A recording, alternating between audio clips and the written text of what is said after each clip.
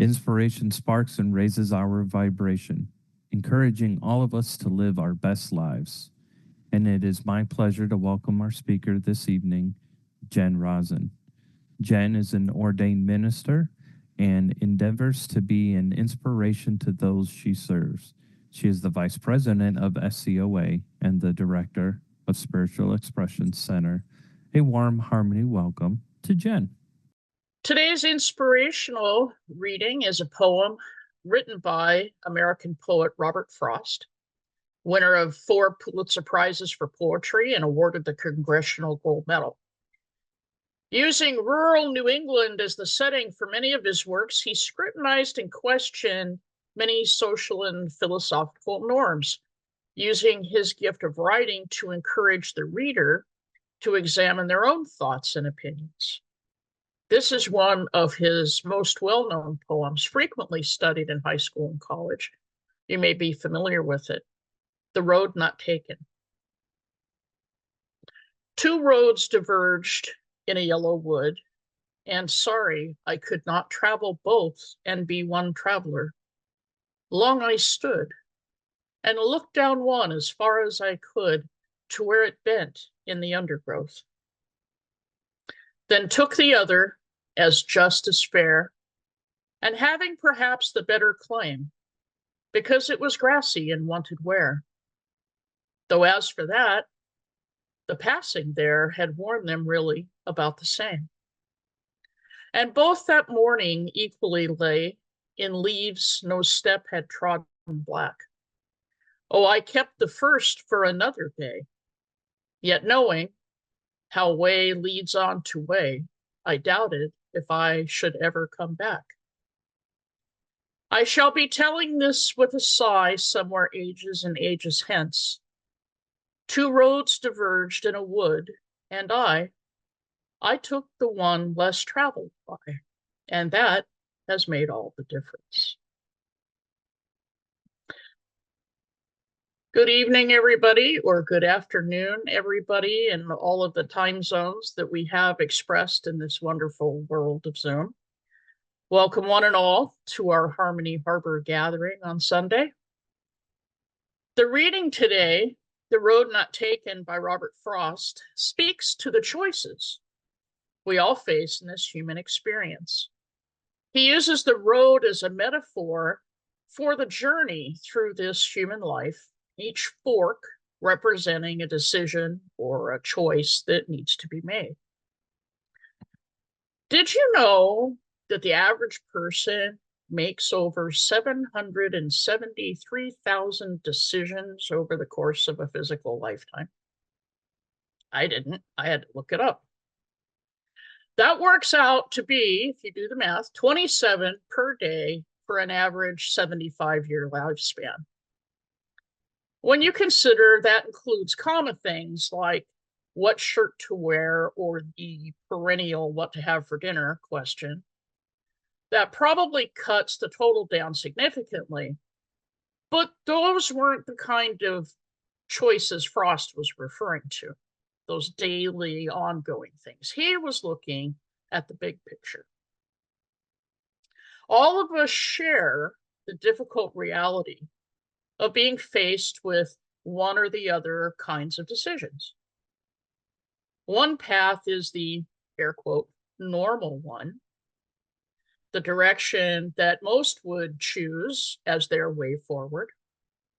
This is the well-trodden road, worn smooth by all of those who have come before. There are usually fewer twists and turns, less surprises, fewer challenges along the way. And there's a lot of company on the journey. For most people, choose this easier byway, not choosing to rock the boat, going along to get along. This normal direction, that is the common choice, is defended by the age-old justification that we all know so well. That's what everybody does. And we want to be part of everybody, don't we?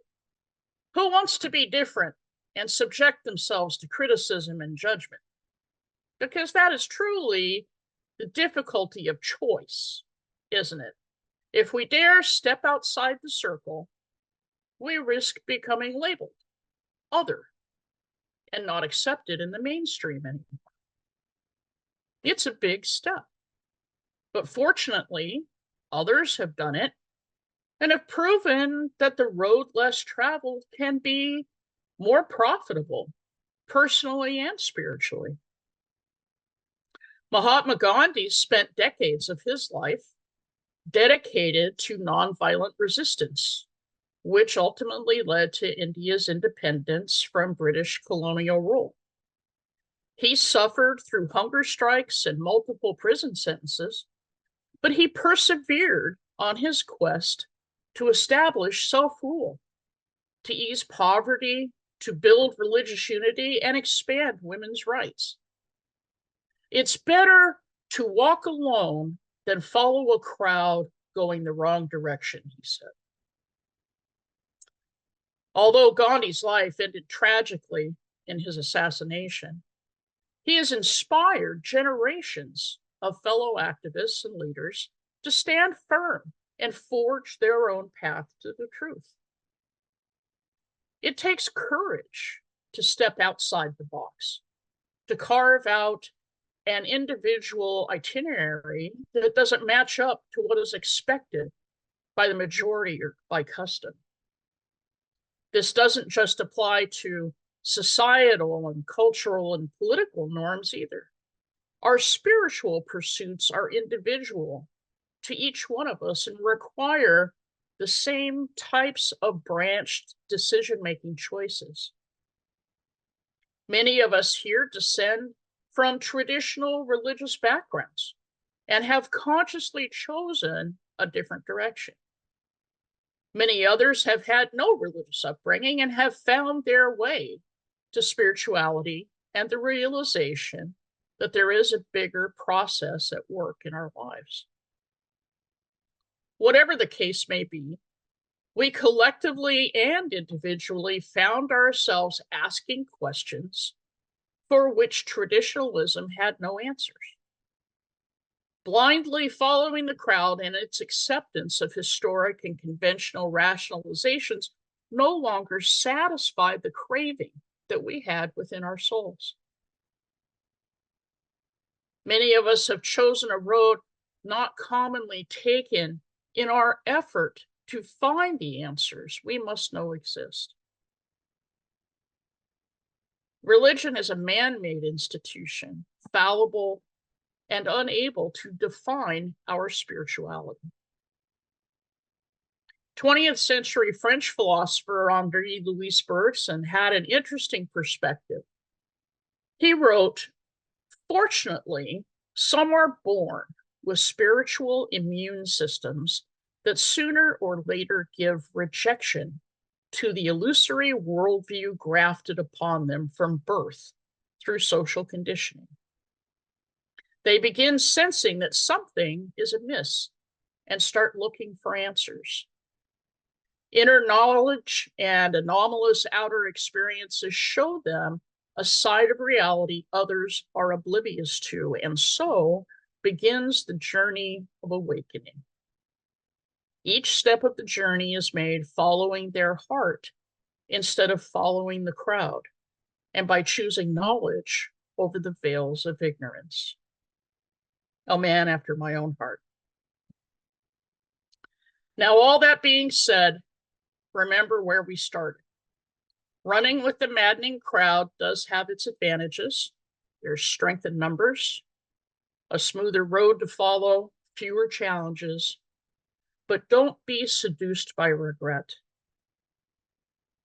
This spiritual, but not necessarily religious alternative pathway has its advantages too.